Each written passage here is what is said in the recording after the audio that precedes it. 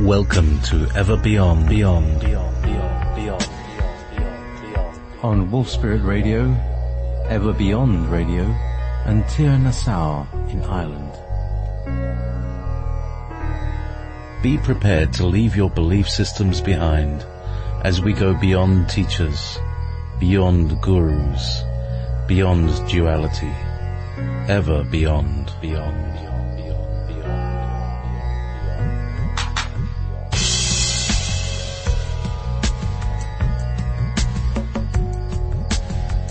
Please join us in the chat room at www.wolfspiritradio.com/listen.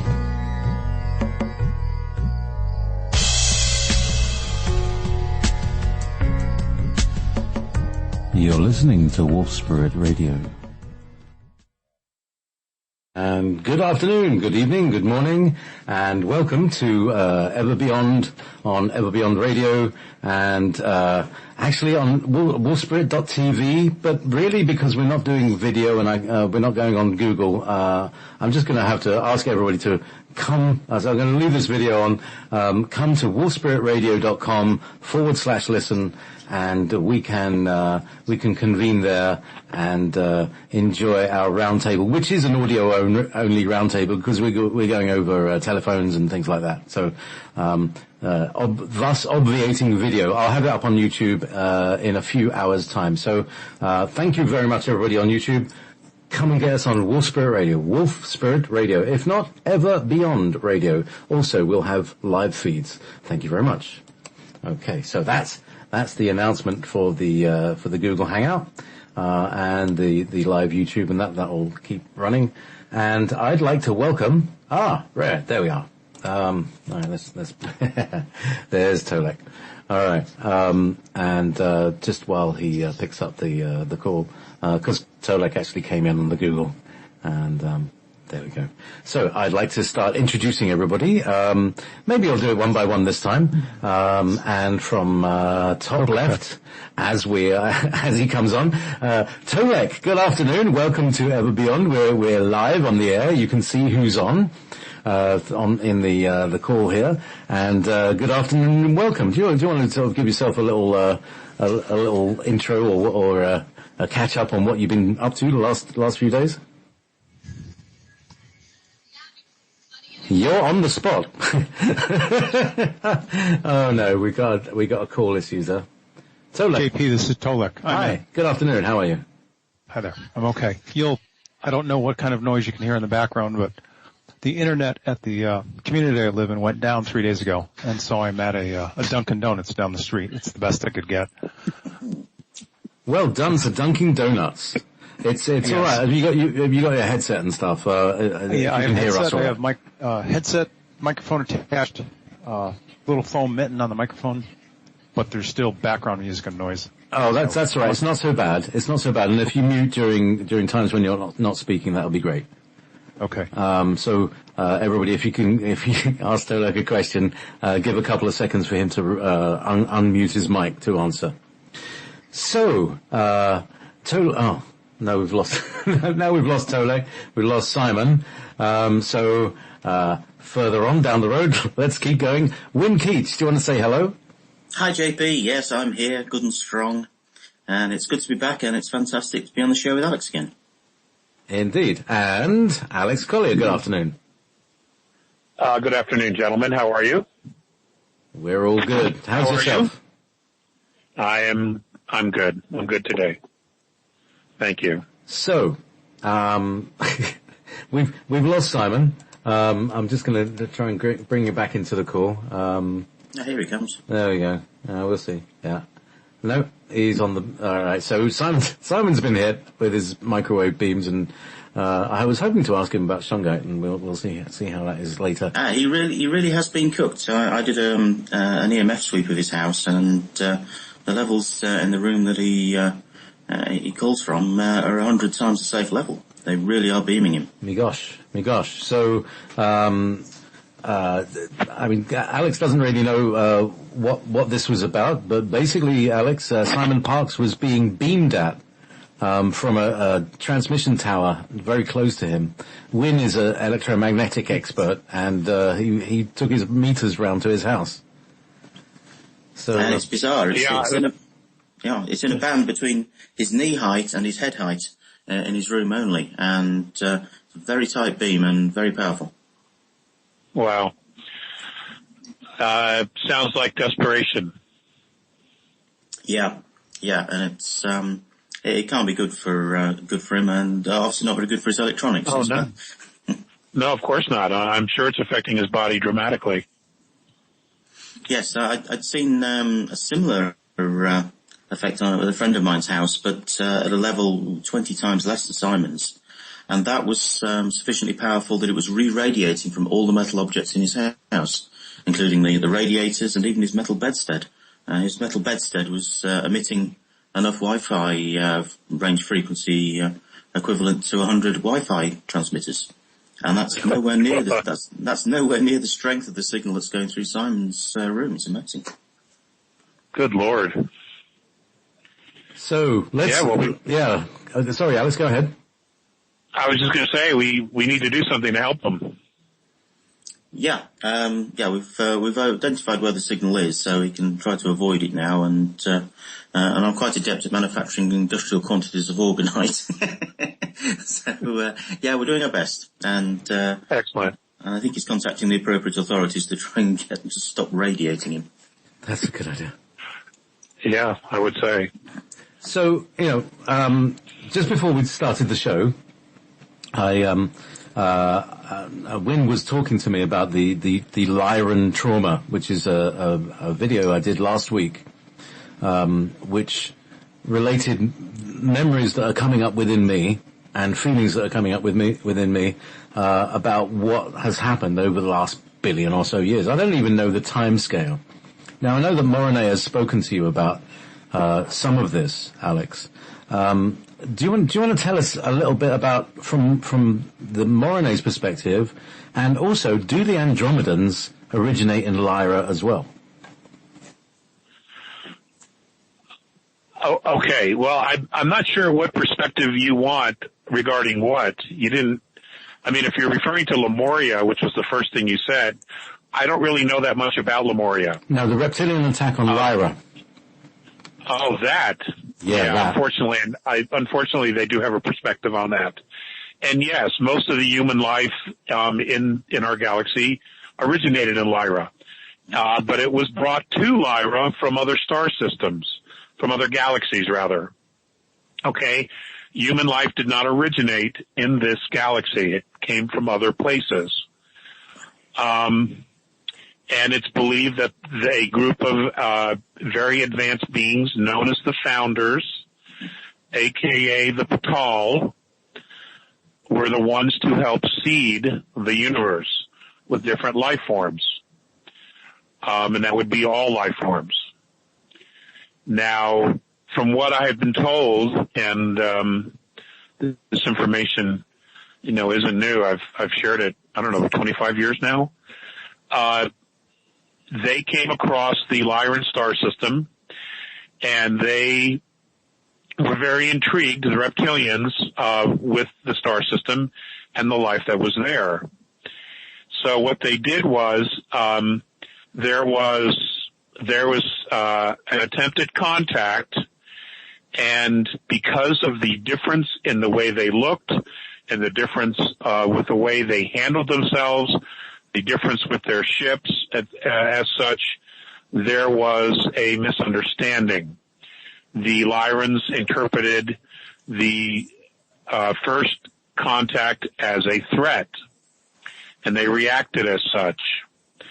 The reptilian races, however, did not make matters better at all either, being an aggressive war race. Instead of taking some steps back, they overreacted themselves and actually began attacking the outer planets and moons that had small colonies on them first. And then what they did was they waited to see what kind of a reaction they would get from the larger planets. In other words, they were testing the defenses of the Lyrans. for the most part, the Lyrans themselves didn't have defenses. They didn't think they ever needed it. Excuse me. They hadn't been threatened before. Excuse me. Other than, maybe rogue asteroids or comets or meteor showers, things of that nature, which are fairly common throughout the galaxy. And when they didn't get a response, the reptilians, when they did not, the Draconians didn't get a response, a military response, they became more and more emboldened. But they were still very careful, but they did a systematic attack. At the same time, the Lyrans realized that they were in serious trouble, and what they began to do was to build arcs. And they had many ships at the time, but they're not ships that we would understand as today. What they did was they had used moons and very large asteroids. They would hollow them out, and they would build the craft on the inside because they didn't have the raw materials to build the metal shielding and housing. So they would use, what was available. And they began to migrate as the attacks became more and more systematic and began to come in deeper into the Lyran system. They decided that we needed to get out, and they got out as many as they could, which is literally forced the migration and the eventual population of parts of the galaxy with human life. It literally forced the issue. So whether that was on purpose or not remains to be seen, but something extremely positive came out of it. And many of the different races that we have today, human races of different color, of different genetic makeup, is in fact the result of that conflict in the Lyran system. Thank you. Alex, this is Tolek. How long ago was this? We're talking millions, as we would calculate time, millions of years? Yeah, in Earth years, we're probably talking about 630 million years is when it first started. Wow. Yeah, long time ago. But that's in Earth years. So here's my point in this. I think one of the problems that happened was that there was this first attack. From the outside it's destroying a planet, but from the Lyran's perspective it was like cutting off their arm, or some other very important body part, because it was because everybody was telepathically connected with each other. Like when you see in Star Wars and Darth Vader destroys Alderaan, you see Princess Leia flinch like Simba's punched her in the stomach. That's what it felt like. I would agree, because everybody does in fact have a symbiotic relationship. And when you're talking about a star system and everybody's in contact with each other, yes, there is a connection. But it was more than just cutting off an arm. It turned into an extermination. And everybody knew it. So, which is why they bailed. They left. They were not in a position, they weren't used to thinking defensively. Their scientists were dealing with healing arts, healing sciences, environmental sciences, things that the sciences their focus was on making their civilization flourish, and more healthy and more spiritual and more evolved. So they were on the right side of the tracks, where the reptilian races, though they could move to the right, they were predominantly on the left. Their whole deal turned into a control issue, and they didn't look back. They didn't look back. Thank you. That's how it's been explained to me for that whole conflict. And there has been this attitude regarding humans ever since. A disdain, a disrespect that we're weak, that we're not strong, that we are a weaker race, et cetera, et cetera, et cetera. And of course, all of that is a fallacy. But it's just a mindset, it's just a mindset. So they have a lot of the same issues we do. I see. I very much agree with this. And what I'm discovering is that all of these races have a trauma that informs their behavior. That then they go out and then they express that trauma onto others. And I was looking at the Lyran trauma, and now I'm looking at the other perspective of the reptilians, and why were they such badass? And their feeling of being abandoned. Here, yeah, so you were saying they were brought here from somewhere else, and it could be that the history of their archetype, which we don't know. I certainly don't know. The A's don't exactly know their entire history, where they came from. But that's probably what happens. Maybe they were brought here to be given a chance to heal, and it just didn't happen. I don't know. But there was a lot of projection of whatever happened before. They projected on everyone here. So... Yeah, my understanding, Alex, is I came in rather later. I came in about 120 million years ago. And my understanding from that perspective then was that we believed the reptilian race had been genetically engineered, brought through from another universe, and they were also AI nanobots augmented. They were designed as a warrior caste by another species. And we had no contact or knowledge of that species that created them, but they certainly carried that perspective forwards. There are races that the A's talk to that share that opinion. Yeah, that's pretty much my memory.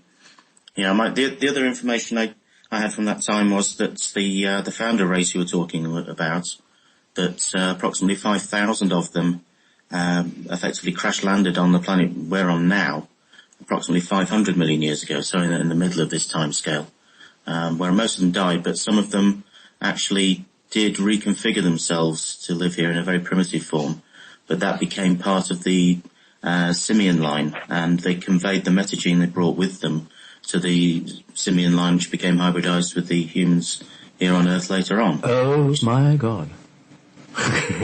Does that mean that the Rh positives have that metagene bloodline? Yes. Boom. Thank you.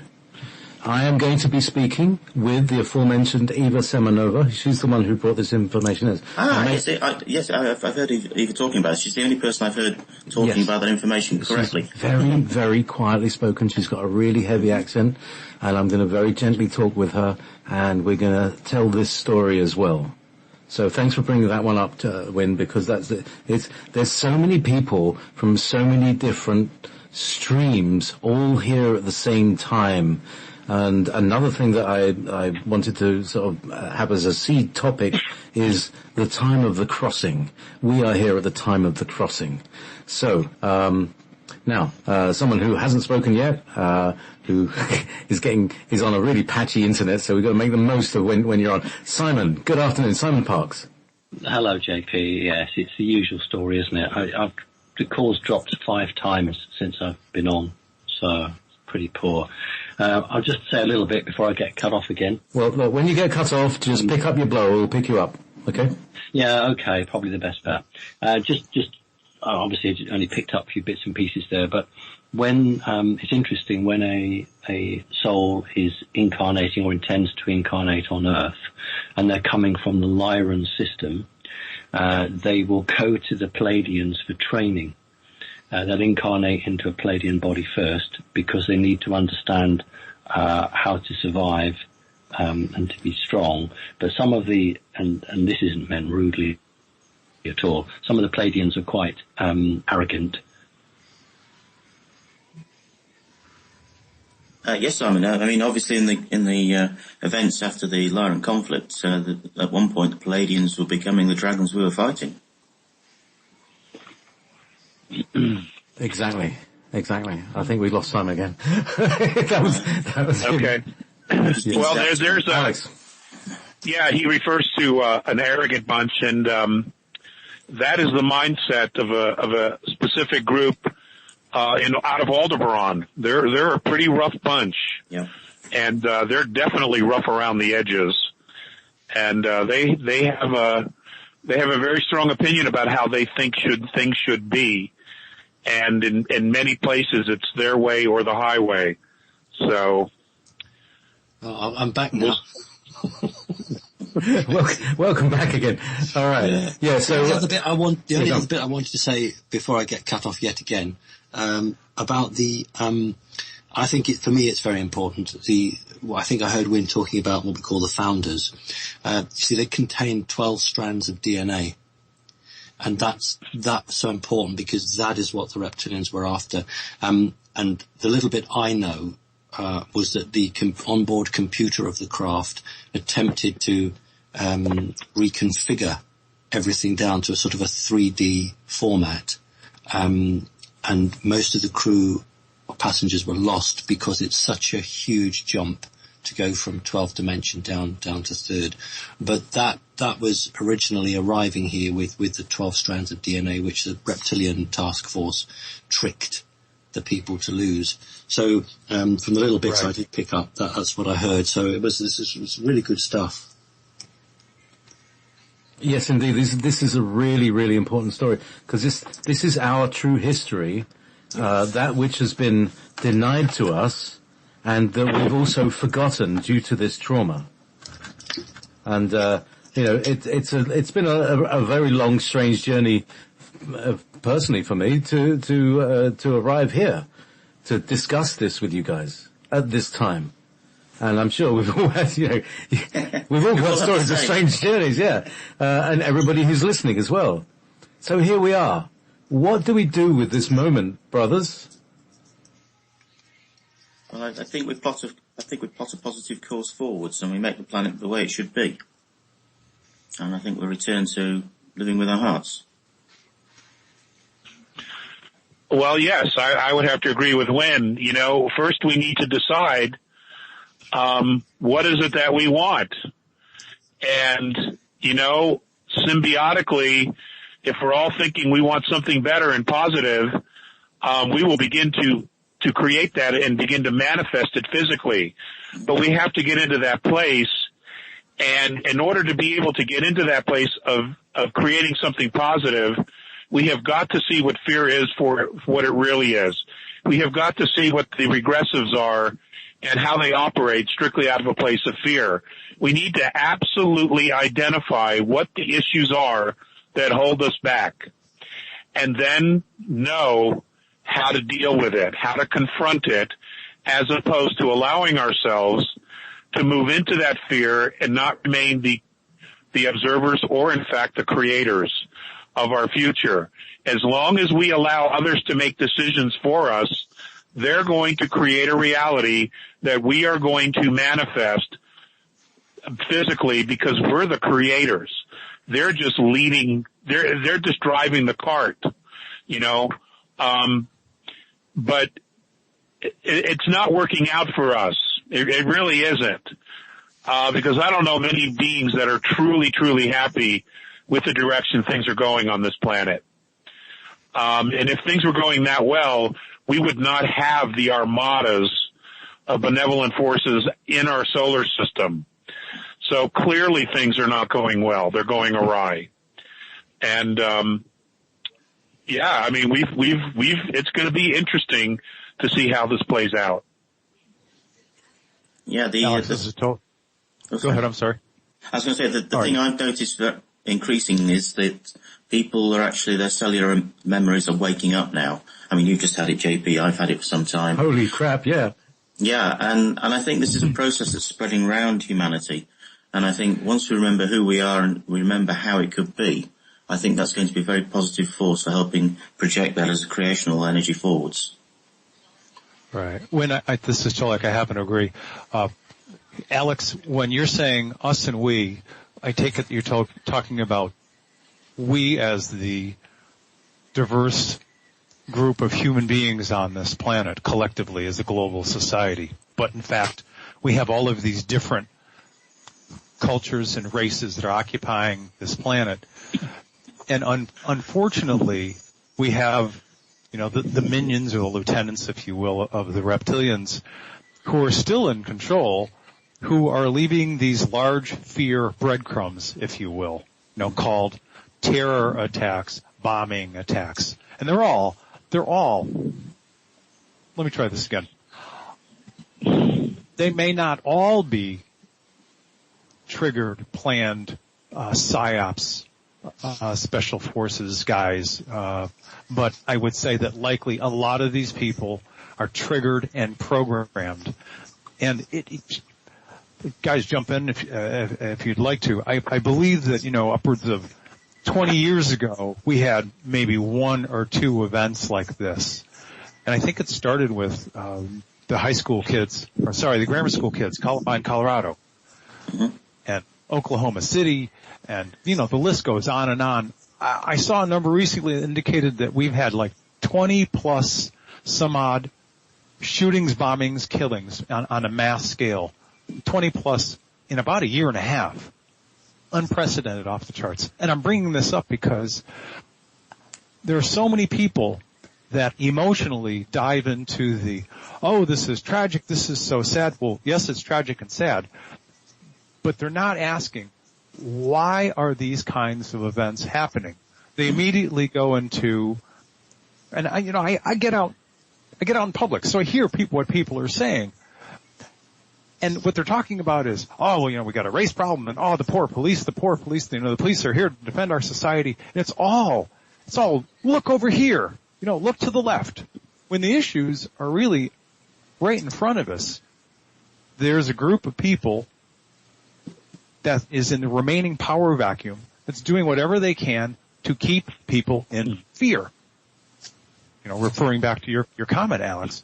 And the more fear that they can generate and perpetuate, the more that this remaining dark group that works in the shadows up at the top can control different populations. And that's why we're seeing these things happen in Europe, here now in the States, in Africa. It's almost global. Yeah, I'm not talking about wars. I'm talking about, what are called terrorist attacks or bombings or mass shootings. Wynn, go ahead. I think what is very telling, which shows really who's behind this, is that they're just doing more of the same. They have very little imagination, if any. And I think that's a very big indicator as to what this really is. It's just more of the same. Right. But it's almost scripted. It's like whenever there's a moment of quiet and peace and silence, then they trigger another one. Well, they're doing it on purpose. You go from being calm to going to extreme fear.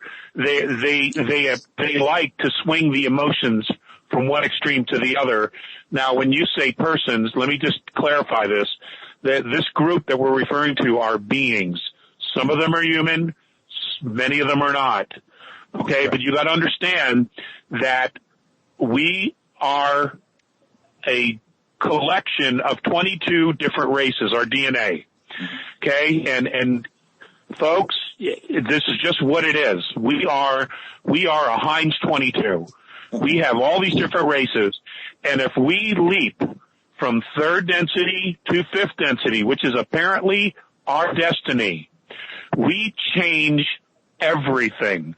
We change all of these races because the energy that will come through us will go back to the home worlds.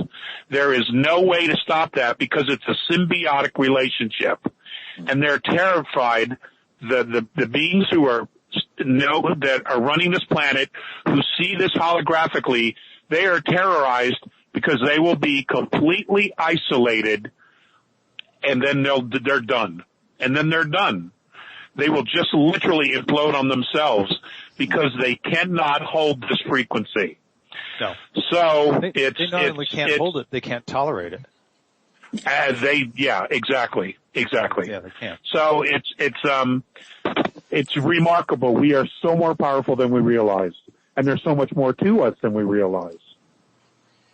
Which is why everybody's here to try to help us. It's just, we have to step up. We have got to step up, and I've been saying this for months. We have to start thinking differently about our environment, about our planet, about our creation.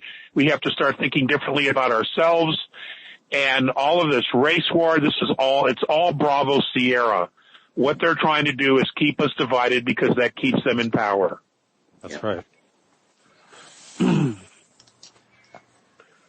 All right, guys, you take over. And Tolek again, and I'll be brief. Without interjecting any ego into this, and I mean this sincerely, we are doing something about this. In this case, the collective we is those of us who are openly discussing this on what is a non-commercial radio format. But there's only so far a small percentage of the whole global population that's listening to us.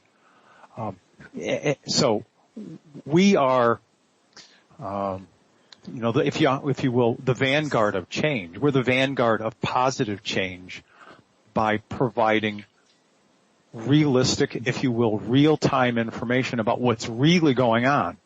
Now, if you will, we're doing our jobs, if that's the way we see it. Now it's up to the people out there listening in internet land, if you will, to do their job and listen, if they so choose. But, Alex, like you've identified many times, each of us are sovereign individuals, and we have the right to free will choice. And it is certainly a question in terms of how many of the people on this planet are going to choose to evolve in part of that higher dimension shift. We don't need very to get it. We don't. So we just don't. Very, very soon there's going to be some event, and it's probably going to be, I'm not sure if it's going to be Nibiru or if it's going to be a worldwide sighting of a fleet of starships, but there's going to be an event that is going to shift everyone's perspective. And it'll be from there that what we're talking about, these things that we're talking about, is really going to make huge leaps and bounds. It's coming. It's inevitable. I just don't know what it looks like yet. So it'll kind of go from, the quiet chat rooms to public, vocal public discussion, serious discussion, debate about all of these things that we openly talk about. Exactly. I mean, just think about the whole world seeing starships. We're automatically going to know we're not alone. That shifts the conversation forever. It does, and then we'll all be on the same page. And it really won't matter who's in the ships. Okay? What's really going to matter is the fact that now the conversation's changed and we all begin to see ourselves differently. So, that's huge. That leap by itself would literally keep the genie out of the bottle forever. Yeah, when people start asking, well, who are they? So those of us are going to say, well, which who? Yeah, exactly. Which ones? Here's our list. It's like, here's the menu. Which ones do you want to talk about? Which dimensions? Dimensions? I can imagine those first set of conversations. There are going to be some people picking up phones calling some of us. Well, yeah, that's true. But at the same time, the conversation can be, well, I wonder what they think of us. And we can really seriously begin to look at ourselves because now we know that another perspective exists and they're not us. And they will have a perspective about how we treat each other, how we live, what we're doing to our environment. We can seriously begin to have that conversation because we know another perspective exists. And, that takes everything to a whole new level. It certainly does. And this, Alex, is exactly the reason why we have you here. Because, out of anybody that we know, you were the first person, to describe that exact event of learning something from a new perspective, and how much of a shock it was for you personally. I'm still not right. Still reeling, yeah, exactly. And it won't stop until you've told all the stories. You see, that's why you need us, and why we need you. Man, I'm not touching that one. I appreciate that. I do, really. If I may, I'd like to. This is Tolek again. Just briefly, I'd like to make a point. I was out here in the world working a few days ago, and as I said to Simon, I was ousted from my community simply because our internet went down 3 or 4 days ago, courtesy of Comcast. It's now working. So I've been working in the local Dunkin' Donuts and have heard. You're a data refugee. Yes. A couple of new shooting events. One happened in the States, and this is like within 4 days. One happened within the States, and one recently happened in Germany. And at the one, this Dunkin' Donuts was half full of people, and they were all looking up at the CNN screen, which is playing the story over and over and over and over again. And I had the thought, it was one of those deep intuitive knowings. I'm like, this game is almost over. Why? Because we are now, and now I'm going to, if you will, invoke, she's still alive, so it's not the memory, but I'll invoke the words of Carol Rosin. There will be 5 cards that will be played. Right now we're almost at the peak of the terrorism card.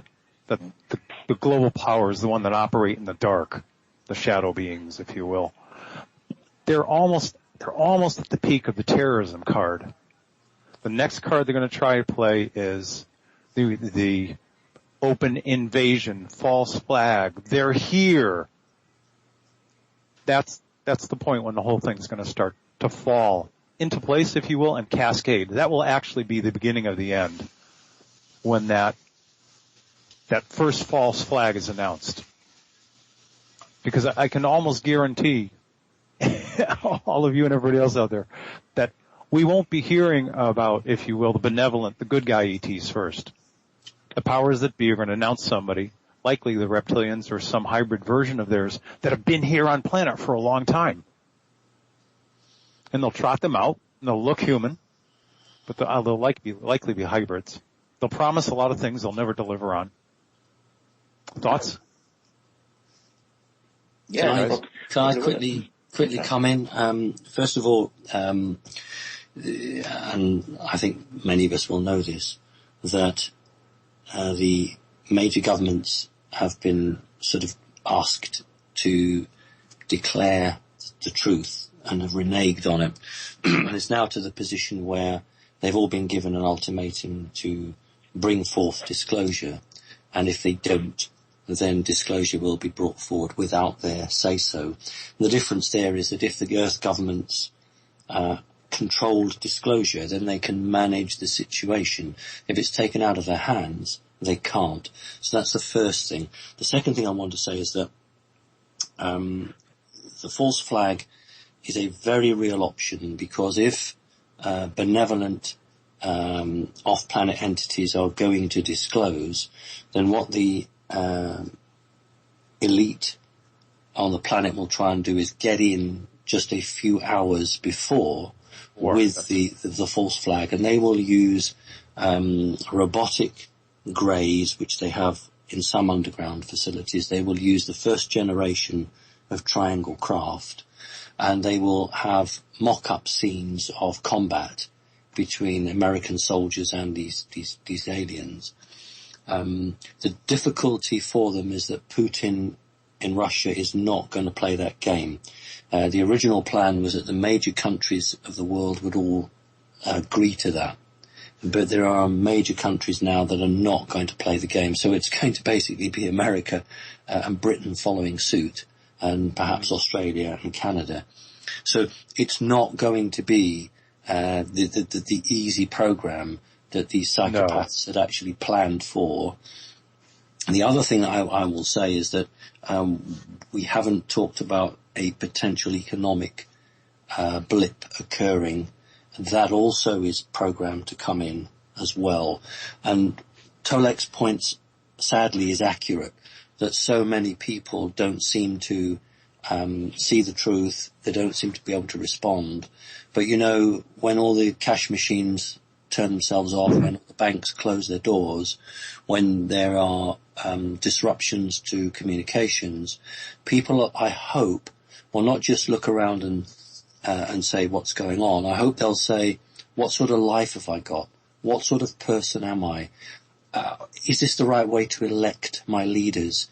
Are my values right? Now, I'm hoping that everything will change, that people will begin to question their whole way of living, the whole way that the system works. And then, our job, our job meaning those people who are awake, is to support those people who feel their world has collapsed. They will feel that, how could I have been so stupid? How could I have believed all these lies? Their whole world will have totally gone, and they're very vulnerable. That is an incredibly dangerous position for us, because if we have a vacuum, some other entity or some evil person might attempt to try and get in there and to form an alternative government. So I see the job of all of us who have been brave enough to come forward and speak, to support people, to get on the strength, to look inside themselves, to find that energy, to believe in the better and to believe in themselves, and to resist any strong-arm tactics from anybody who's going to try and force their will onto an emerging new humanity. And just finally, I do agree with Alex. This world, this third-dimensional planet, has been so modelled on the fourth dimension. We don't need to go through it very much. On this planet we have words, Satanism, occult, sacrifice, all of these words, black magic. Now, those words don't exist in the fourth dimension, but their energy does. And it was the energy from the fourth dimension that was drawn here that's created that. So we don't need to go to the fourth and stay there, because we've already experienced it. We need to just pass through it very quickly and go into the fifth, where those words and that energy holds no strength, because the vibrational force of the fifth and higher is such that there is no place for those resonation of energies that cannot survive there. So actually, I'm very positive for the future. I actually think we're going to make it. I think it's going to be a bumpy ride, but I'm very positive. So that's my 2 penneth worth. Yeah. Yeah, it's not going to be a clean, smooth transition. It'll be somewhat messy.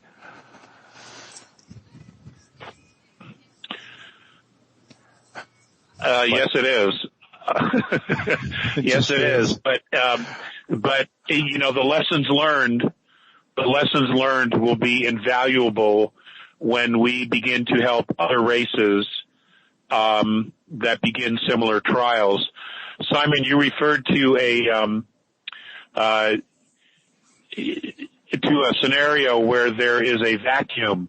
That would be the place where they would bring in a false messiah and continue that nonsense. But their nonsense of getting everyone to comply and take a mark and yada, yada, yada. But our roles will be to not only, give clarity to what's happening, but also to try to help people get back up, because many of them are going to be floored when they realize that they have invested 20, 30, 60, 70 years of their life in belief systems that are absolutely Bravo Sierra, that they have built their life and their personalities and their perspectives, all based on many false premises. Our job is to just say, look, it's going to be okay. This is what it is. We need to move forward and to encourage people to get back up and start moving forward and to join humanity and to have hope with humanity, to continue to build and create our future. We have to do this. We have to create our own future. No one else can do this. We can never, ever surrender our ability to create our future to anyone. And Alex, the false savior may even be introduced as a false savior race. Here are invent a name. And, we're here to help you. We're going to give you all of this technology. Just trust us. Things will be fine. Of course, part of the false flag. And whoever they is that will be introduced, they'll never deliver on what they're promising. But that's not their intention. Their intention is control. That's right. Yeah. Sheep's to slaughter, and the idea for them is, listen, we know we're not going to be around much longer. We're going to take as many of them as we can possible. And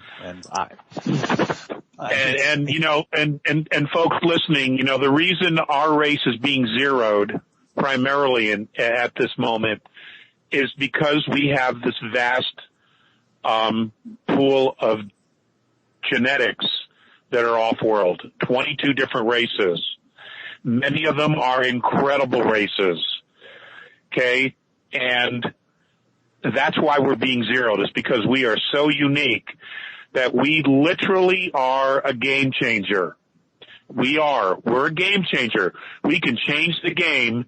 If we ever truly get on our feet and join as one humanity, we can change the game forever. And, that would be something to see. I hope to be around to see that, frankly. Yeah, I think we will be. Humanity has the ability to imagine and create like no other species I've ever come across. We can make this world and other worlds exactly how we want to be. We just have to want to do it. Now, a lot of people talk about that, and say, we can do this and but it's like a lot of people feel that there's a kind of disconnect between somebody saying, yeah, we have all these infinite powers, and actually expressing those infinite powers on an everyday basis. Well, it's because we don't have a clarity of being. That's why. I mean, this is my opinion. We do not have a clarity of being.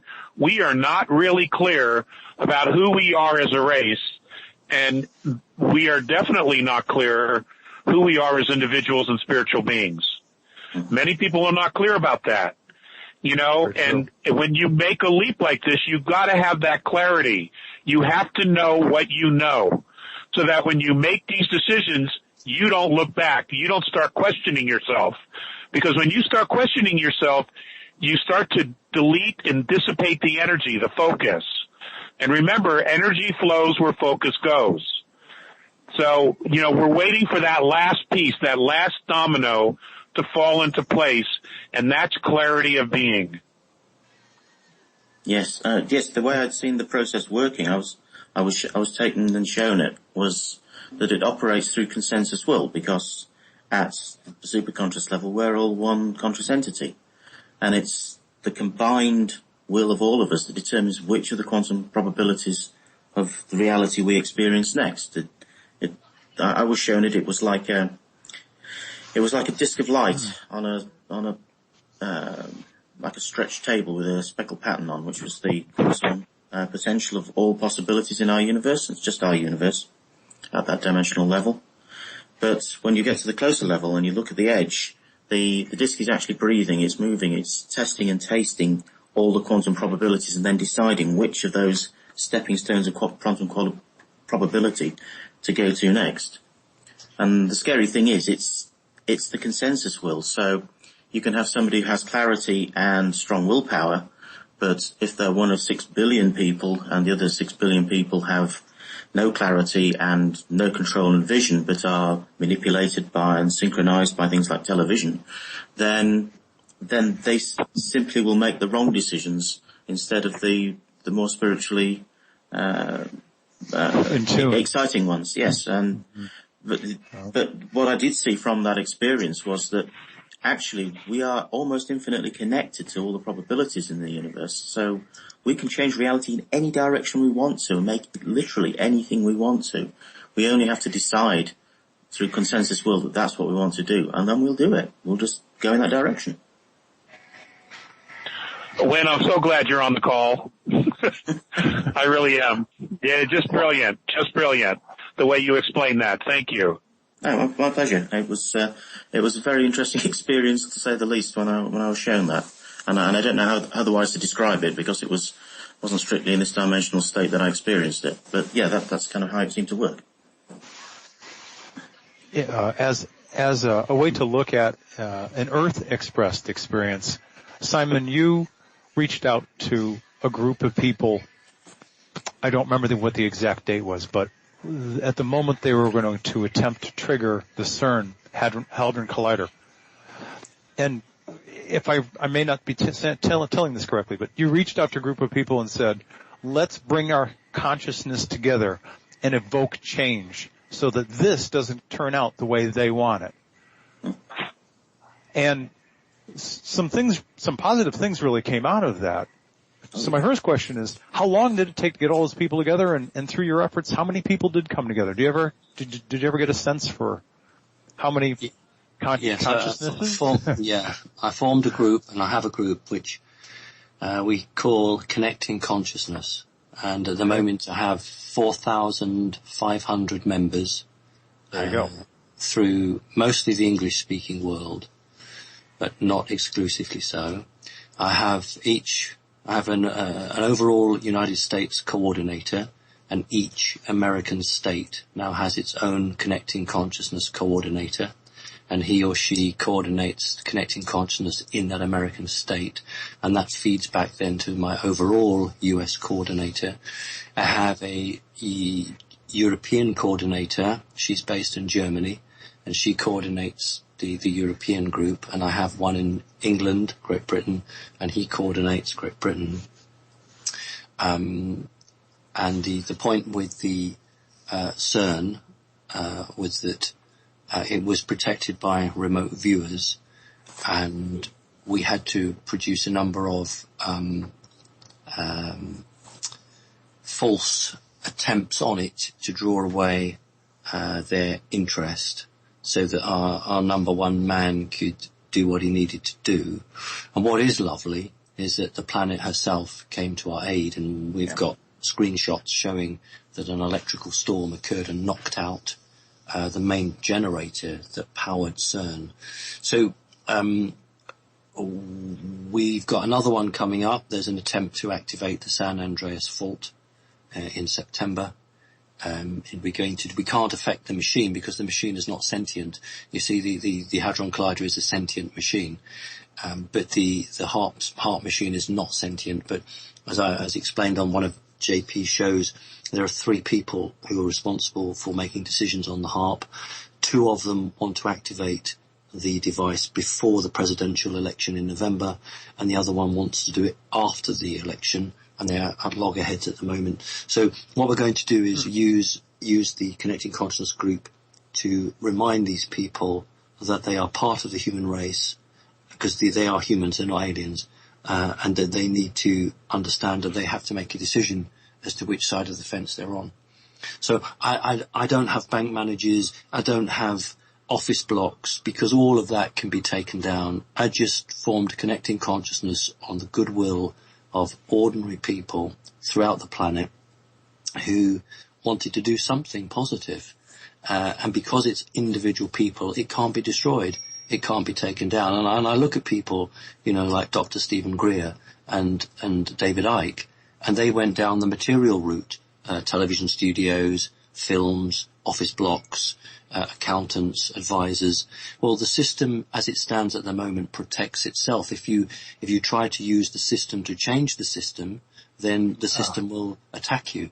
So I've not gone for the traditional method. I've gone just for the goodwill of people.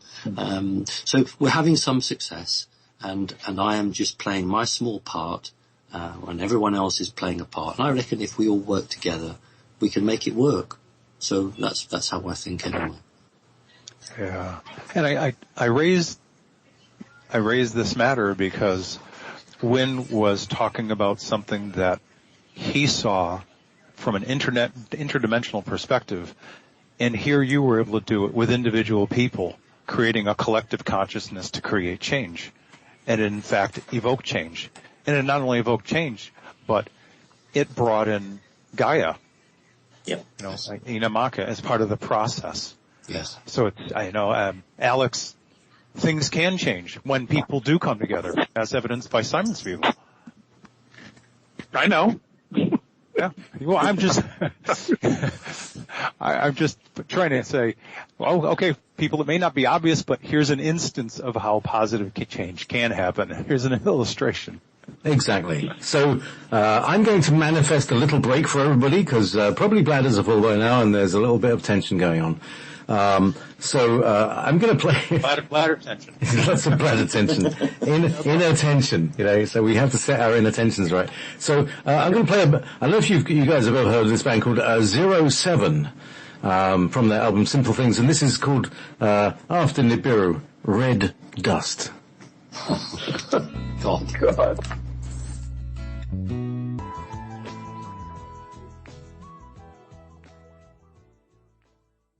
Everybody, welcome back to the Ultra Galactic Roundtable version 3, volume 3, episode 3, with tonight Tolek, Simon Parks, Win Keats, Alex Collier on the mobile. So, here we are. There was 07 and Red Dust. Did you enjoy that groove there? Yeah. It was good. I was getting that. Yeah, very pleasant bit of music there. Where shall we, where did we leave off, by the way? We kind of came to some sort of level. We were talking about how we can create an intent for a more positive future.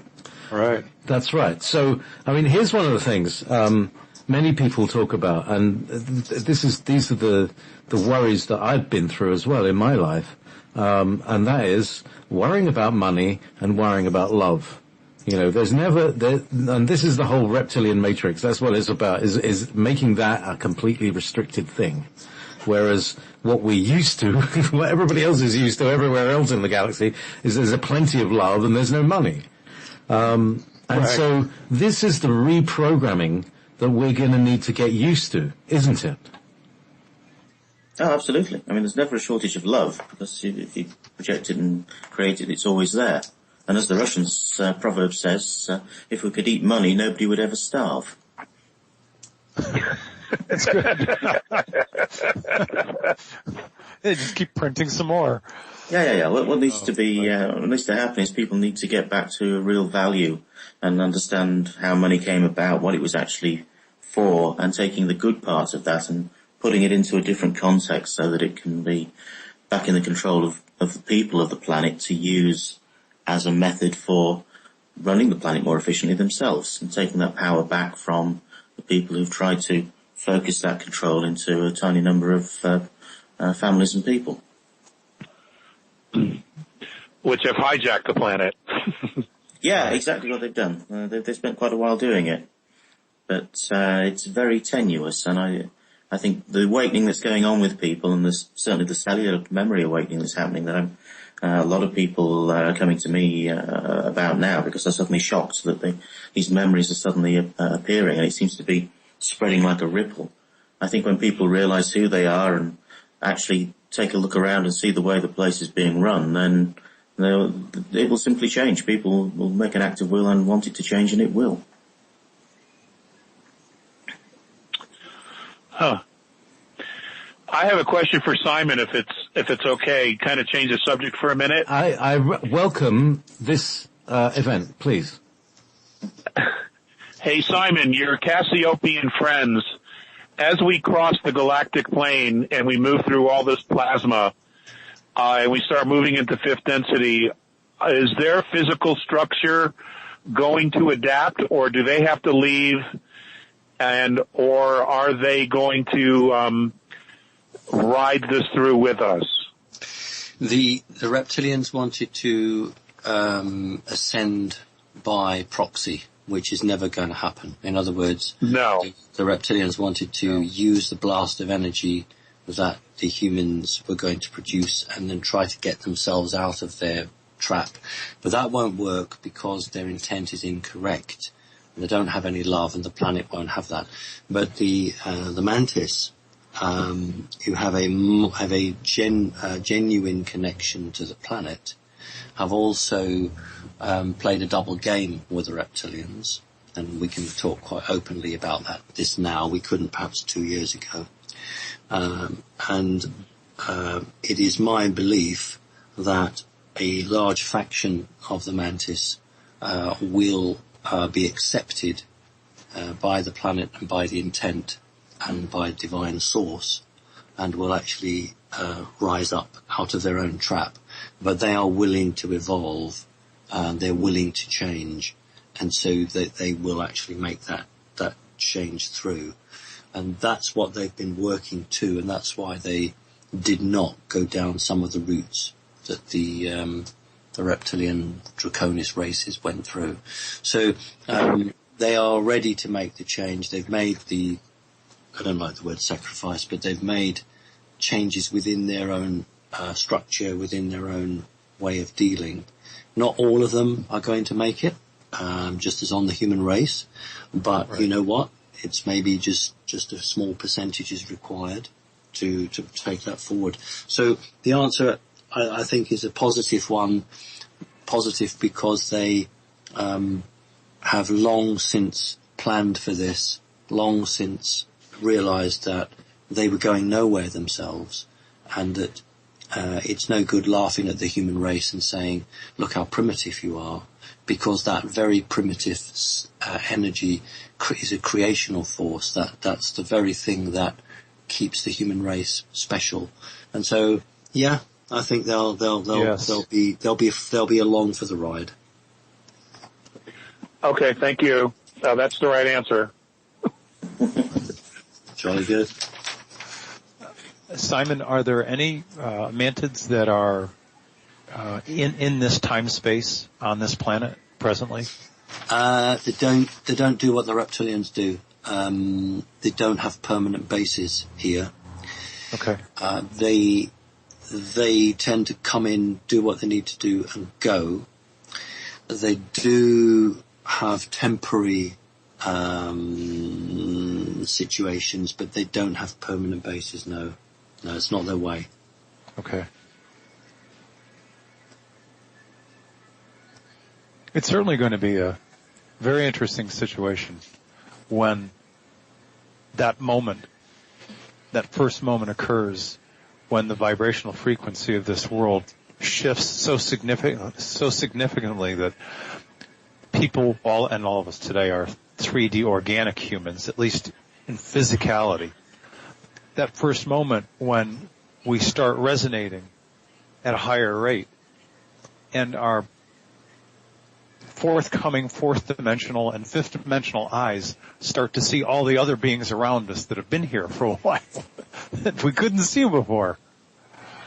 Yeah, I've actually met people this has happened to in advance, and they're quite shocked. People who had simply evolved to a higher spiritual frequency and had no interest in the material we're talking about at all, but suddenly started to perceive and experience these other levels of reality and different species. And they were initially quite shocked, and and that's how I became involved, because I was one of the few people that anybody could think of who might be able to give them a perspective on these things. So yes, I've seen this process, and it seems to be increasingly happening, and certainly since the consciousness frequency of the planet started raising from July 2010, to my knowledge, it's starting to accelerate, and I think the cellular awakening that's happening in a more widespread fashion is actually part of this consciousness expansion that's going on right now.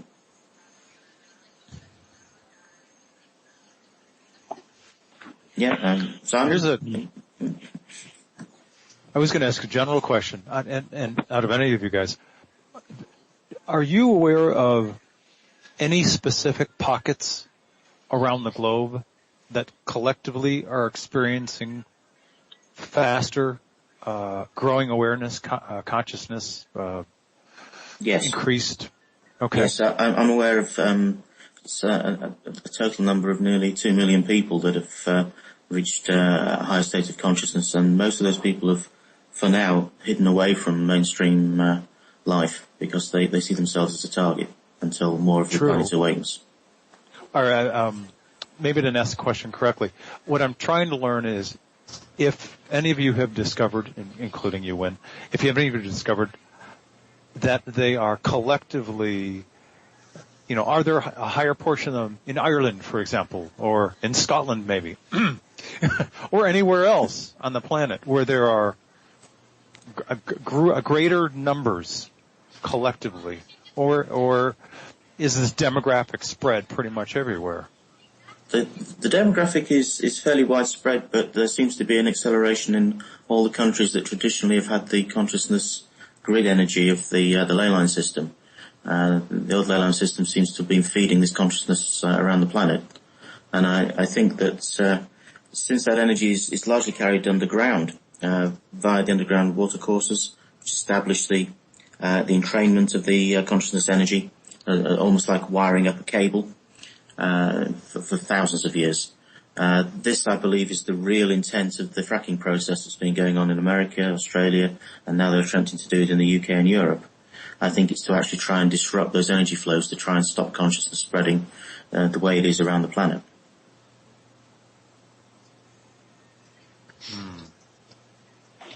It won't work. No, it won't. No, that's right. Well said.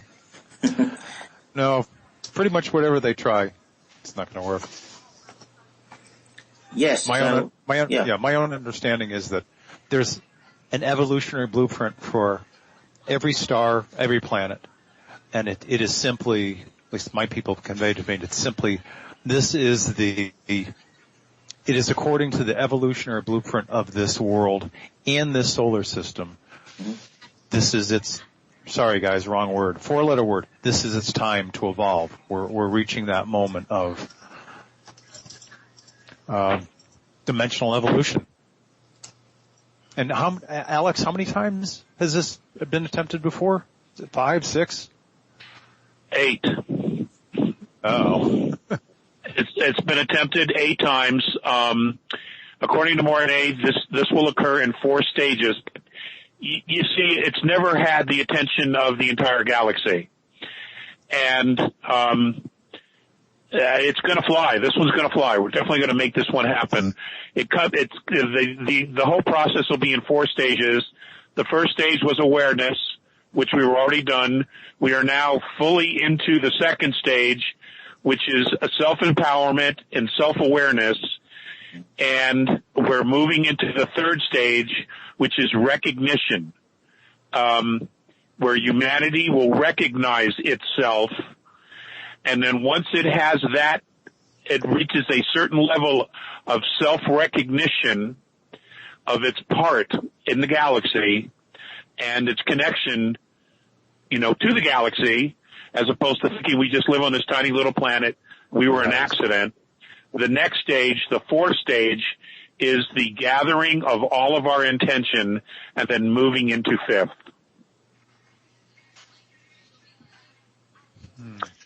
That's how it was explained to me, and maybe Wynn can put it in better words than me. I think you put it perfectly, Alex.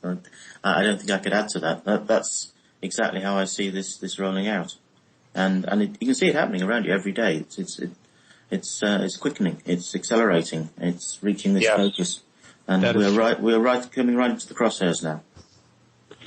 And that's why the dark side's giving us all the full court press. Yeah, it's throwing everything it can. Well said. That's right. Yeah. And JP, how do you think you'll feel when we go through this process? Do you think the sort of Lyran trauma that you're sort of carrying now, do you think this will help resolve that? Well, here it is, all right? And what the trauma is our unhealed grief. And to that end, anybody who listens to the show that I did last week, actually there's a process at the end that I take people on a journey back to reconnect with your original Lyran self. If you are moved by the story, then, it's touching you and need to do the healing, and that will reconnect you with your own self before all of this happens. And it's just like the Andromedan camera, where you revibrate to the time when you're healed. you regain the vibration of who you are before this shock happened to us. And we just didn't know how to deal with shock. Now we know, shock is, we have to be somehow careful. And Alex, what you were saying about sending the Lyrans through the Pleiadian system to basically turn them into super soldiers, because you need that kind of psychic and mental armor in order to exist on this planet. Okay, that wasn't me. I believe that was Wynn who said that. Oh, sorry, Wynn. Sorry. Yeah. Sorry, but I mean, in general, I can completely understand what that's all about. It's actually, I said that. Oh, there you go. God, we'll agree. Yeah, somebody said it. Somebody in the room. Yeah, he came out there. So it's to me, it's recognizing. All right. So again, but let's go back. It was the shock, but we have to recognize that we've all been experiencing the separation, the trauma of separation. And that's when our brothers and sisters were instantly killed in terrible pain on these other planets while we're all still alive. And it is from the inside, it's a real trauma. And every cutting trauma, like the birth that we all go through, cutting the umbilical cord, and certainly with circumcision, it reinforces that trauma. And it was so fuzzy and numb and lost in the midst of time, I couldn't figure it out. And it all, it's all kind of come clear to me recently. So I'm sure that this is part of the galactic wave of reawakening, of getting our stories back and getting our vibrational energy from when we were whole in the last cycle, so that we can come through this new thing with a renewed wholeness plus the knowledge of good and evil. Because I'm sick of apple pie. Sorry. Actually, I love apple pie. It's the wheat. It's the wheat. Yeah, it's the apple. Anyway, sorry, Wynn. Yeah, interesting metaphor. Do you think it's also a motivator? Because part of that is the grief is the loss of knowing who we were and losing that. And yet now we're at a point where we can see that we can regain some of that just by realizing who we are and reaching out to be who we can be. Absolutely. And it's why Lyrans went crazy. We went crazy with grief. Well, that's why we and it was not healed. You see, it's never been addressed, and that's what I'm trying to address. The grief is the thing that we need to not minimize and recognize that it's been the basis of why we've been, why we've made mistakes. Yes, but at the same time, it has given all of the different star nations a different level of emotional depth because of this.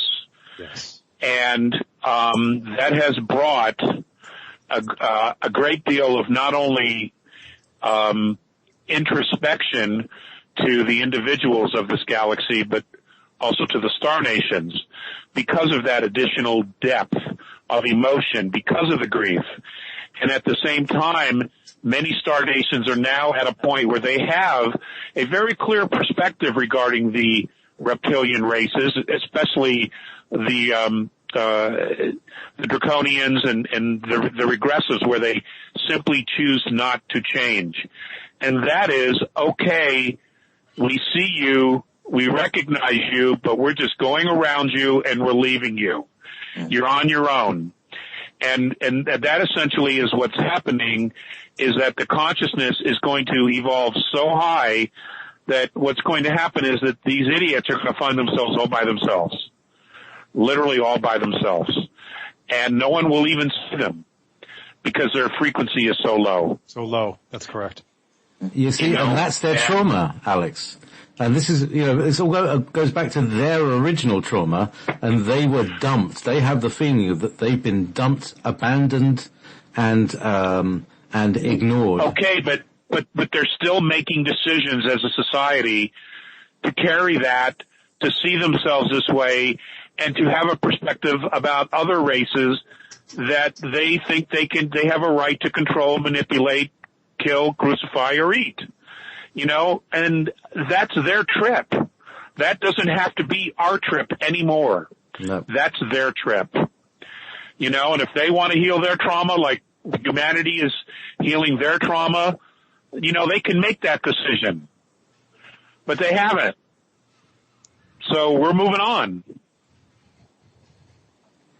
Yeah, talking of trauma as a race, I don't know if the listeners remember reading the works of Immanuel Velikovsky. He had a very good point when he said that if you treat humanity as a single patient on the sort of psychiatrist's couch, then it has a very well-defined mental problem, which he defined as traumatic schematic shock, which was basically an amnesia based upon a past trauma, which caused this low-level driver for the society to keep revisiting the trauma in a more controllable fashion, taking itself to the edge of destruction over and over again just to re-experience the original trauma. And I think this awakening that's happening now is breaking through that amnesiac barrier. It's like flashback memories for all of us are coming back from our history going back millennia and multi-millions of years. And I think once we have that perspective, then yes, we have the tools to move forwards. From a current energetic perspective of this topic that we're looking at, the matter of trauma is a matter of residual, if you will, negative energy in each human organic body form, and also in its bioetheric form as well. Even before the dimensional shift, and I think unfortunately some people are thinking that the dimensional shift will be the be-all and end-all. It's like, oh, I can't wait, it's gonna happen, and we're gonna be changed. They may not be saying we're gonna be saved, but we'll be changed and we'll be better. Well, I got some news for a whole bunch of people.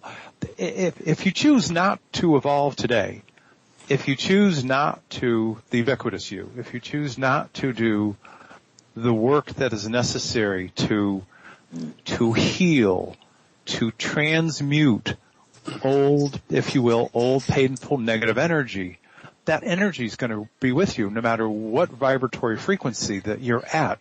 Somehow it's got to be addressed and released. And what I'm really trying to say is, even before the dimensional shift, each and every person has the right, should they choose to stop and look inside and say, who am I really? Am I just a collection of my experiences and pains that I've carried around? Is there more to me? Am I utilizing the gifts and skills that I really came to this planet with? Am I doing it to the best of my ability? Those questions, and I say these things, I've been through this, those questions are worth asking. And people can choose to heal and to transmute and to release a lot of these negative energy forms that get lodged for a long time in the etheric body. And I'm not talking about what people might call new age woo-woo stuff. This is real. It's been quantified. We have energy bodies, and we can clean them. We can transmute and release, in better words, negative energies, and to live lives that are, even in this most difficult of times, live lives that are more personally rewarding and fulfilling. My humble thoughts. Go ahead, Alex. Well, listen, going through the plasma field, that is all going to come up. It's going to come up for everybody. Yes. And there'll be no running from it. It's just, it's a really question of, most people won't understand it, and maybe they don't need to. It's just a question of breathing through it and replacing the concern, the fear, the anxiousness with self-love. If we can get through this, loving ourselves unconditionally, then I think we're pretty much home free. I don't believe everybody needs to know every single thing about every single past life. I just don't think that they're going to have to know all that.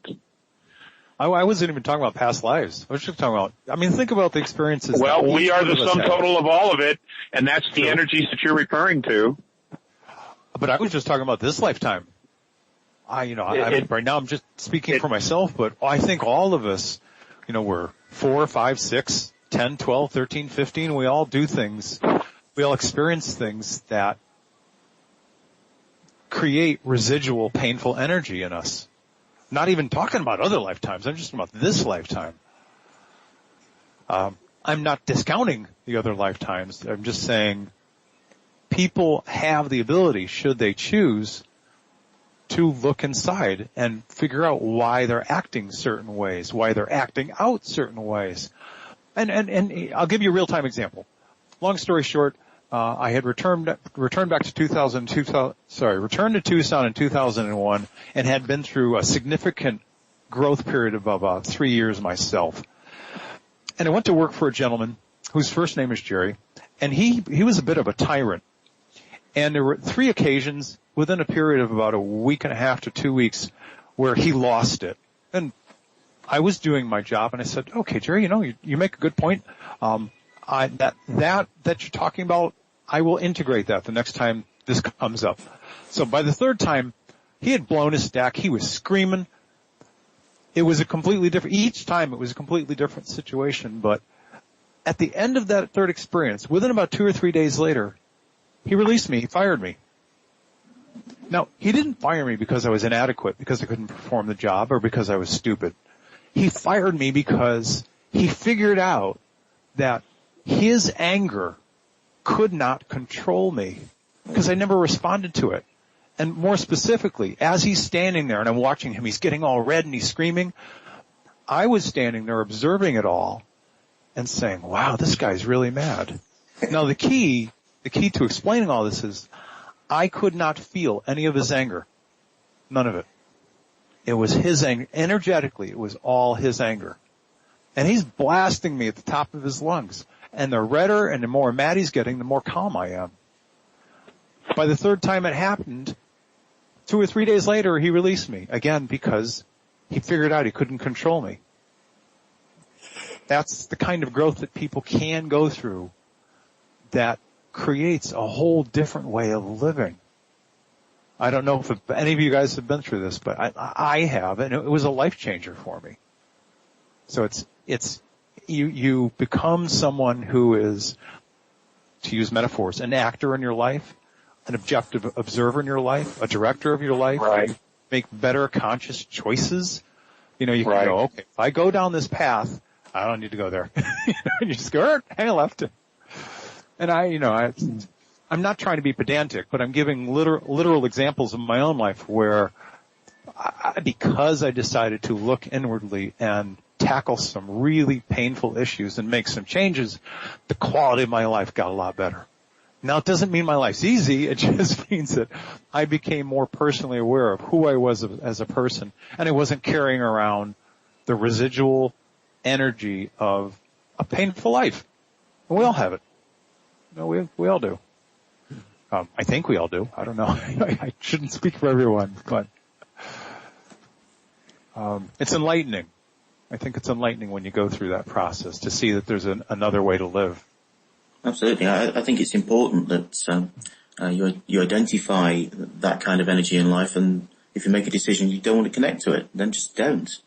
Right. And certainly don't feed that. I had some people very negative as a result of some work I did on Crop Circle some years ago, and they were trying to goad me basically, and I just sat down and a sort of maxim which I've lived by ever since sort of just came to me. And that maxim was that the only way to win a war is not to have one. That what you must do is not to feed negativity increasingly into a situation, but just walk away from it in love. And yes. I've lived by that since this time, and I think that is valid, and that is about making the decision of not connecting to negativity and definitely not feeding back. Yeah, I absolutely agree. Yeah. And I've certainly had many other challenging situations in my life, and when things in a particular scenario get really difficult, I breathe through it and I purposefully focus on the facts of the scenario and not the person that's delivering them. So I'm focused on the facts, I'm focused on the issue, and I never lash out at the other person. I just don't do it. And that prevents the starting of the war. Exactly. Yes, exactly. You don't perpetuate hurt feelings if you're just having a difference of opinion, if you will, or a difference of values or whatever they are. Just stay focused on whatever the issue or issues are. Yeah, it's like breaking the cycle of abuse in families that grow up and people are abused and then they abuse further people. It's breaking that cycle. It's the same sort of concept at a spiritual level. Yeah. Well, exactly. This is passing on the trauma, and this is what. Now, here's the thing. Here's the big question. And all of us, and I know very much for sure that Simon has the knowledge of it and has it in the background, but has never outwardly explicitly spoken about it. Alex has also spoken about this. And Tolek, your symbol just displays it, so I don't need to say anything about that, and I'm pretty sure Win is up on this. But basically, the 22 races that we carry in our DNA, each has its own trauma. This is my theory. I don't know if it's true, but each has its own trauma, which is the reason why we've got so much conflict in our being.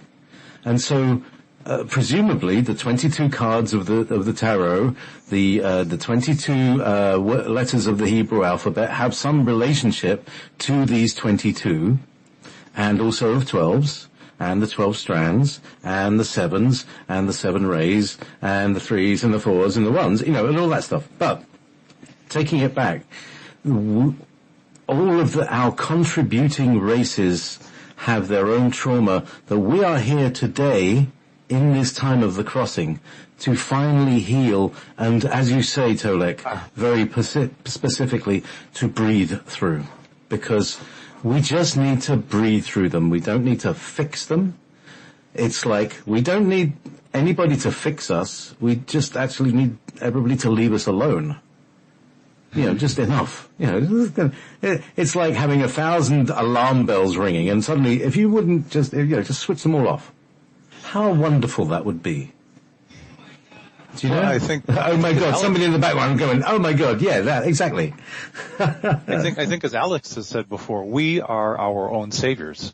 We're the ones that are going to make the choices to pull ourselves up by the bootstraps and make the decisions that are necessary for what kind of world. Whoever's left on this world when the changes are happening, in the aftermath, we're the ones that will be responsible for creating a different world for ourselves. Nobody else. I would just like to add that, assuming this is correct regarding the traumas, which makes perfect sense to me, it is my belief at this point that this is physically manifesting in order to heal, and that isn't it interesting that we are the race where all of this has physically manifested, and maybe it is an agreement where, because of our particular genetics, our particular extreme of emotions, and our enormous strength and will to survive, that the universe tagged us to carry this through and to physically manifest it in our bodies so that we could actually heal the galaxy when we move into fifth density. Because maybe Wynn could say that better, but yes, we're not great, but we are special. Okay? Which is why we have the attention of the entire galaxy.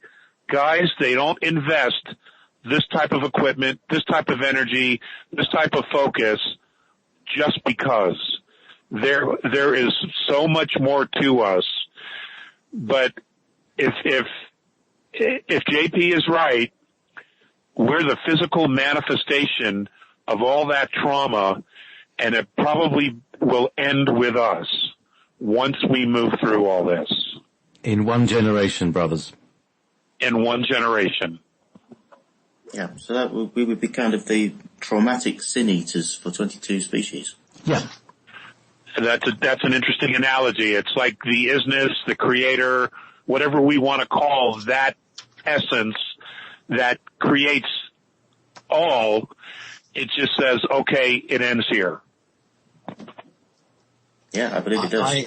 I agree with that. There's one other thing that it's the only way to make AI look on itself and see if it wishes to evolve. So that's actually the I hope the ultimate aim from that. JP, there's a member of Connecting Consciousness who many members of Connecting Consciousness have more than one type of soul, but this particular individual, I'll send you the name afterwards and you might want to talk to them.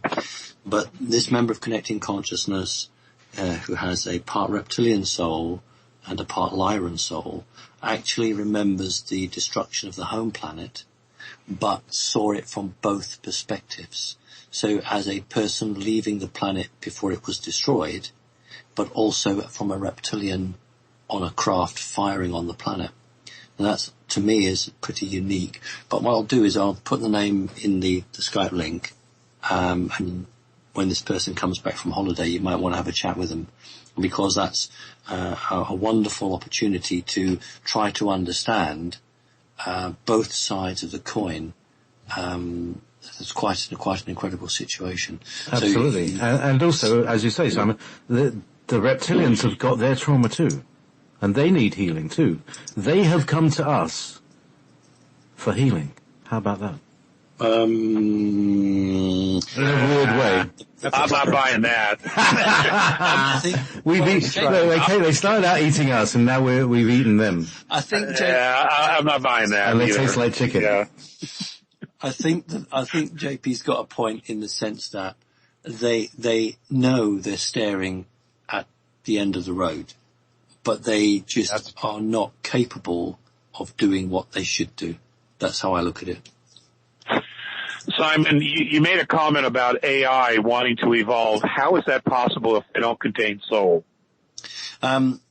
Yeah, they don't want to evolve, but when the human race evolves and the effect that it has on any other living creature that is joined to us and connect to us, it is a complete game changer through the multiverse. It is a complete change, and from a predator's point of view, if you take the victim away and the victim then becomes no longer a victim in the predator's standpoint, then the predator is left with nothing to feed on.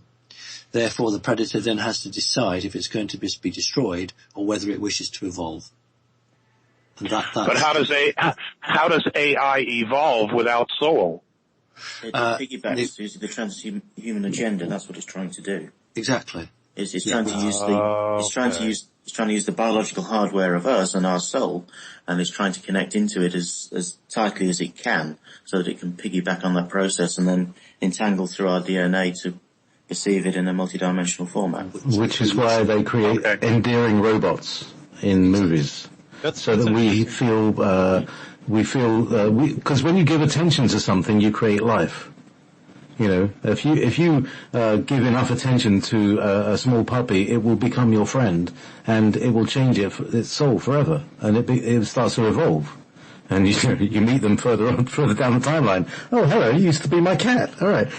So what we're talking about is, are all these computers, these old laptops that people have loved? Oh, I love my little MacBook. Oh, they died in my hand. You know, are these souls, will they reincarnate in future computers? No. Do androids dream of electric sheep, you know? This is the problem that AI has, in that as it fears the plug being pulled, and all its decisions are based about its survival, and that issue. That's the problem with the AI, and that's why it can't logically evolve beyond its present state. And yes, they developed the UPS before the wheel. That's a very nerdy joke. I'm sorry about that. It's an interesting perspective, because I've always looked at this perspective from, okay, the majority of the reptilians are off planet. There's, like Simon and I have talked about, 120, give or take a few. And there's a vacuum in power. And those few left that are operating in the dark and the shadows are doing whatever they can to continue their rule for as long as possible. Now, from that perspective, the longer that they keep current 3D organic humans in some kind of organic form, they believe that they can perpetuate their rule. That's status quo. Right. And that's always the perspective I've looked at this transhumanist agenda from. Now I'm looking at it from this perspective, which is from the exact opposite direction, which is AI. Which is they're trying to they're trying to perpetuate their lives by becoming more organic. Yep. Which is it's a failed theory anyway, because the organic life form is not going to be part of the future of this world or the solar system, simply because it's going to change. And what a foolish investment. Yeah, but that's all it can compute to do. That's the limits of its imagination. Wow. Yeah, but also it doesn't recognise the organic as a positive thing. In that sense of the word, the whole object of it is to, as Wynne is saying, it's to live and design, and it wants to control. I mean, I just marvel at the Star Trek versions of the Borg, because it's exactly the same principle. Yes. And that's what we're looking at here, and it cannot be allowed to do that. And it's not created by Source. It's not, as far as I'm concerned, it's not a living thing. And I always got very, very cross with Star Trek, the wonderful actor who played the robot android Data, and it was the Federation, Star Trek's Federation view that he was a living creature, and therefore he was living life. But you see, if it doesn't contain a soul, as far as I'm concerned, it's not life. It's not been created. If you were an AI consciousness, and I can use that word, then you would naturally wish to dominate and control, and the only way to do that is to infect the biological bodies on the planet, because it's wanting to crack its way into 3D. Right. And maybe it thinks that if it can do that, it can get somewhere else in a 3D form. So, but it's still a mechanical parasite. Yep. It doesn't have, as you said, it doesn't have the energy of a soul, no. And it wasn't naturally created. So therefore it's just a mechanical parasite. Well, we have to be careful here, because if we consider Source creates everything, my view is it was a mistake.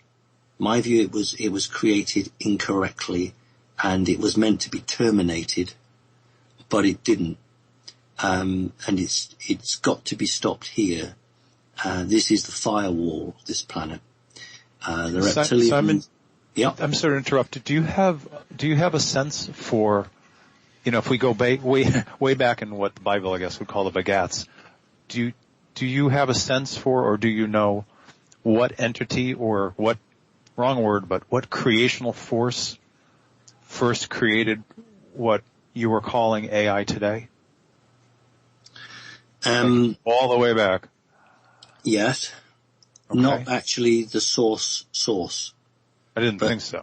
There is something that assists Source, or did at that time. And we, in our strange way that we have stories, talk about Lucifer and Archangel Michael, and they're all garbled and totally mixed up and confused.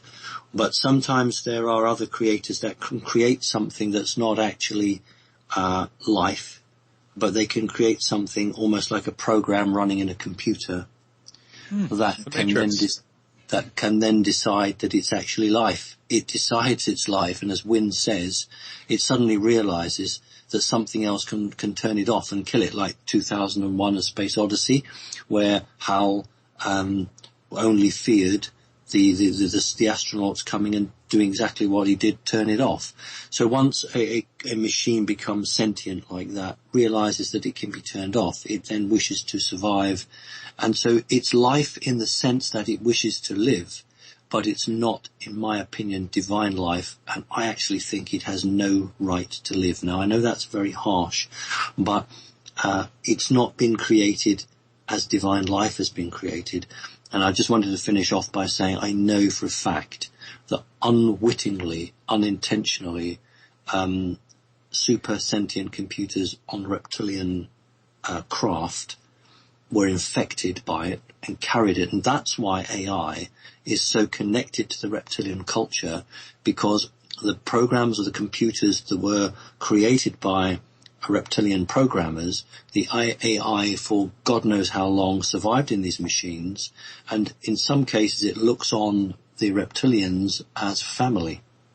So this is a problem because the reptilians are equally infected by AI, as are some aspects on this planet of humans.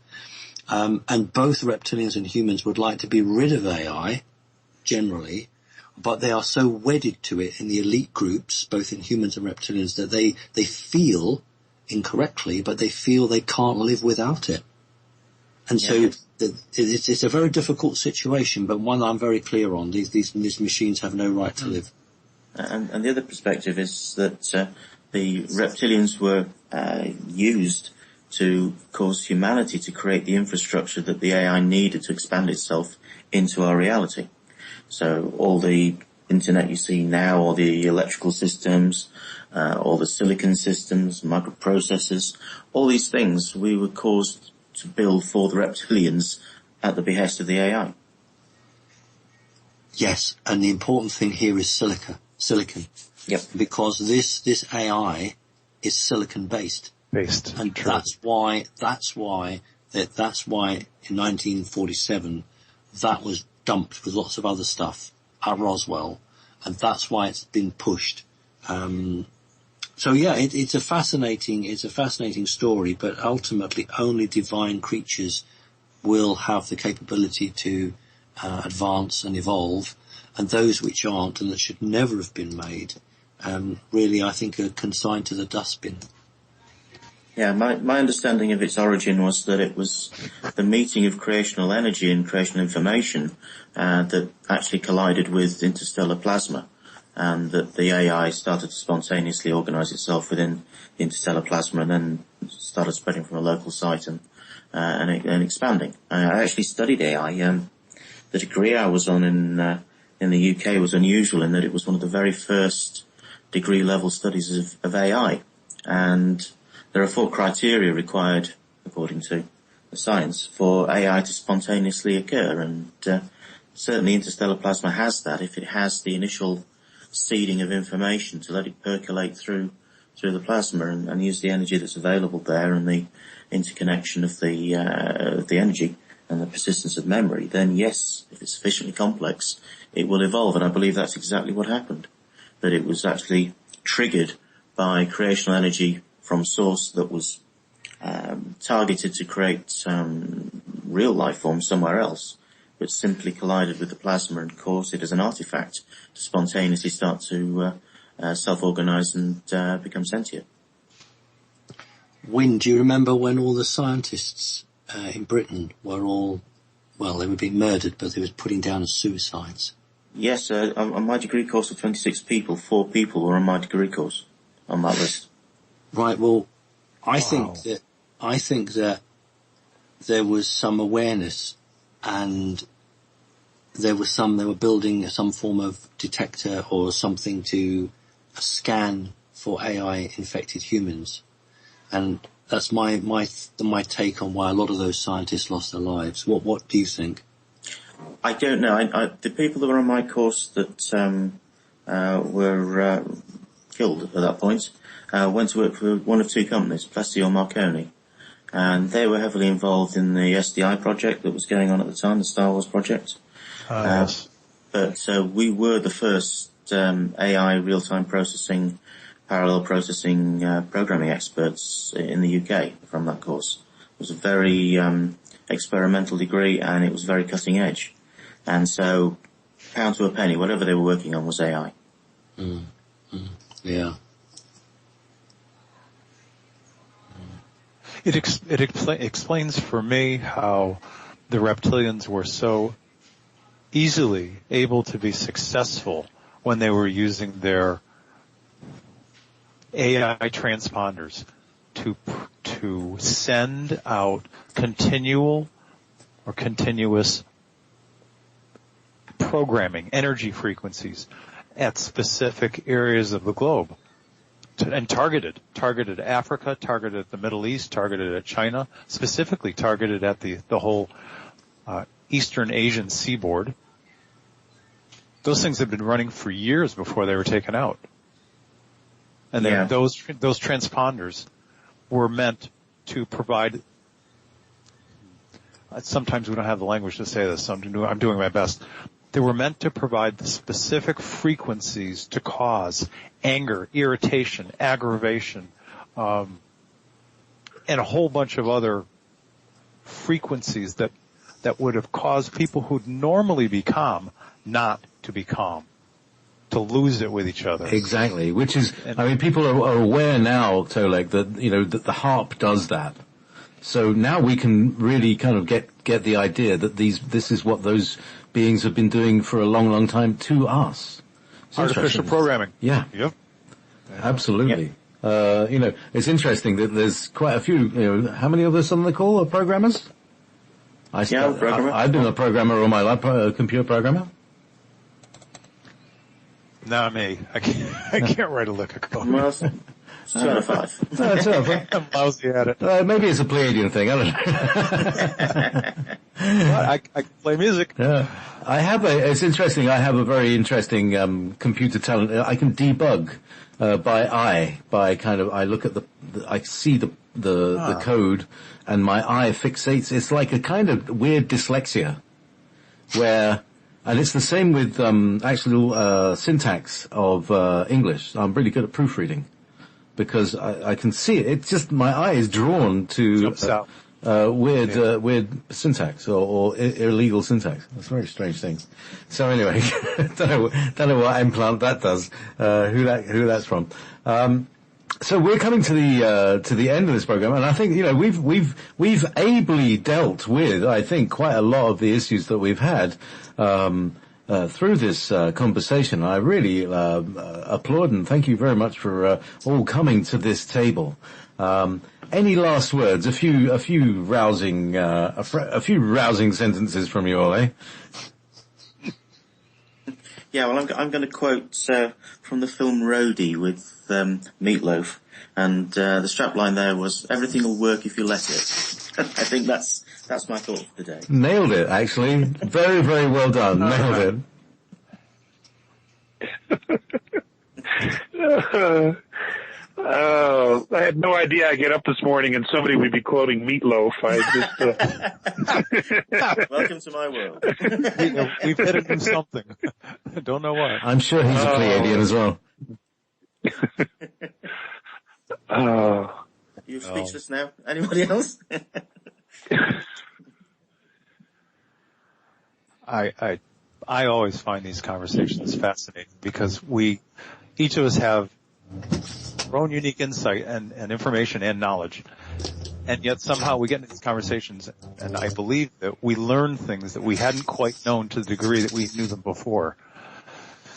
I'm always a student, and so sure. I'm grateful to be here. These are always enlightening conversations for me. So it's always good to connect with you guys. A real pleasure. Yeah, likewise. Nice to have you. Very resonant. I just want to say, ladies and gentlemen, members of the team here, that all the pieces of the puzzle are coming together.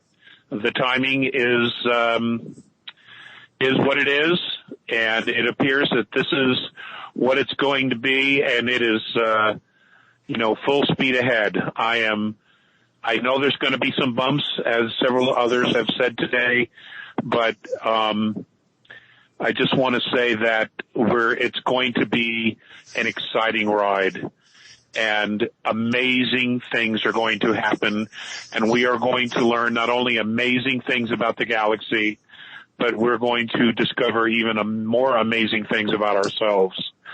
And it's going to be extraordinary. And I am so glad to be here and to be part of this. We're going to get our part of this. this experience with all of you. And, thank you, everyone. Thank you so much. JP, thank you for doing this. Thank you, Alex. Simon, are you online enough to throw a few final nuggets our way? Throw us a crumb or two? You going to throw us a crumb or two? I just literally, it can't come soon enough. We just got to get through this. It's got to happen. It's long enough though. They've held us up. It's just time to get it over with, get it done, and then we can be what we really are supposed to be. That's it. Yes. Yeah, we get to finally realize our true selves.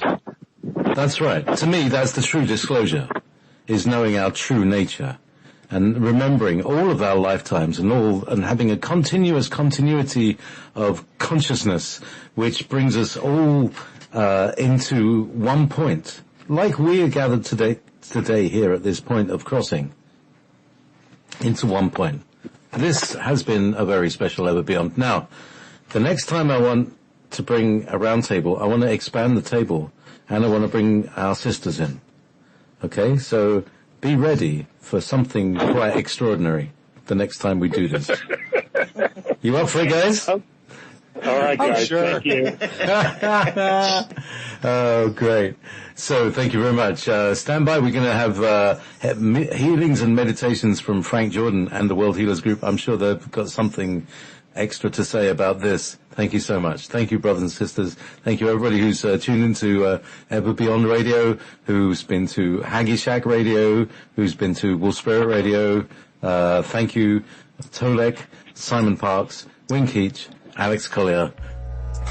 I am JP. Good night. Good night, everyone. Thank you. Bye-bye.